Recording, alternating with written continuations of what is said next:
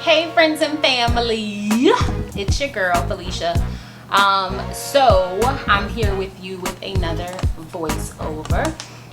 Just get you some information. Currently I am taking the beginner voiceover intensive class at Atlanta Voiceover Studio with Jill Perry, and part of our homework is to do children's books so we can kind of change our voices and just get a feel for some narration with voiceover. So that is what I'm bringing you today. So to all my friends and family who have little children, show them this video, okay? And then just give me some feedback, because you know kids can be harsh. So without further ado, we are going to read a story by Daniel Errico called Yes and No. The Story of Yes and No, written by Daniel Errico. Before words were words, a boy named Yes lived in a small village in a small kingdom.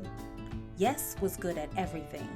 He was the best, smartest, and most liked person in his village. Yes had a brother, and his name was No. No was jealous of his brother because he was not much good at anything himself.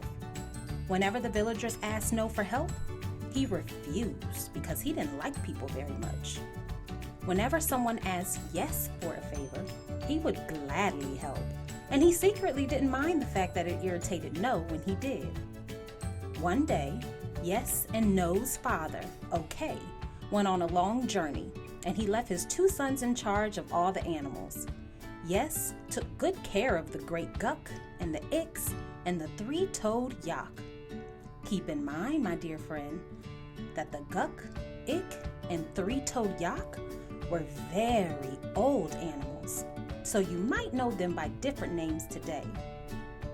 No didn't want to be bothered with the boring task involved with taking care of the animals, so instead of helping his brother, No went down to the lake and threw rocks into the water. A few days after his father left, Yes asked his brother to watch the three-toed Yak while he went to find some food to eat. Instead of doing what Yes asked, No laid down, shut his eyes, and forgot about the yak. It just so happened that the king had a personal road nearby, and he traveled on it often. So often that when the three-toed yak wandered onto the road, the king's carriage was passing by and had to swerve to avoid hitting it. The king was thrown from the carriage and fell to the ground and hurt himself. The king demanded to know why a three-toed yak had been allowed on his road and asked all the villagers for an explanation. Yes was always honest, so he told the king the entire story. The king thought for a moment, and then he came up with an idea that he was quite happy with. Yes and No were to work in the castle as his personal assistants as punishment for what was later referred to as the worst three-toed yak and carriage accident in the kingdom's history. The king needed help with many things around the castle, because a king cannot be bothered with the daily tasks involved with running a kingdom. However, soon after his decision about the two brothers, the king realized that only Yes would be of any use to him as a servant. Whenever the king asked No to bring him anything, it would get thrown away, broken, or eaten, without exception. The king was quite sure that No was the worst servant in the entire world. The brothers' most important task was to help pick the food for a grand party that the king was throwing later. That night, cooks from all over the kingdom lined up at the castle's gate to offer the king their food for the party. Of course, the king could not go and grab the food himself, so he asked Yes and No to do it for him. The first cook came up the gate and yelled to the gatekeeper, "I bring my delicious ugberry pie for the king's banquet." The king heard this and thought that ugberry pie would be perfect for such an event, and he would love to eat the leftovers.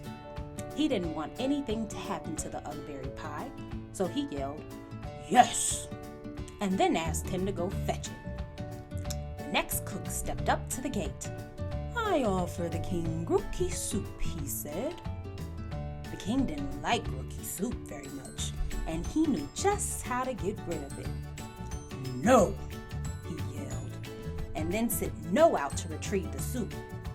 No dropped the soup before the king could even smell it. This went on for hours.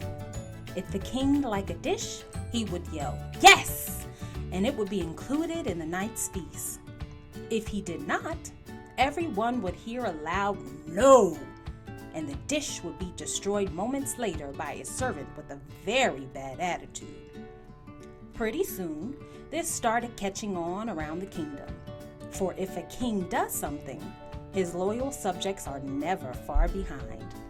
If they didn't want a second scoop of potatoes, they would say "No." And if they liked what someone was offering, they would say "Yes." And ever since that day, in a small village, in a small kingdom, yes has meant yes, and no has meant no. This small kingdom also happens to be the birthplace of yes and no's cousins, please and thanks. But that is another story for another time. Thank you everybody for sitting and watching my little children's story, Yes and No by Daniel Errico. Let me know what other children's books you want me to read, as I am in this class for about 12 weeks, so I need recommendations. Thanks guys, love you.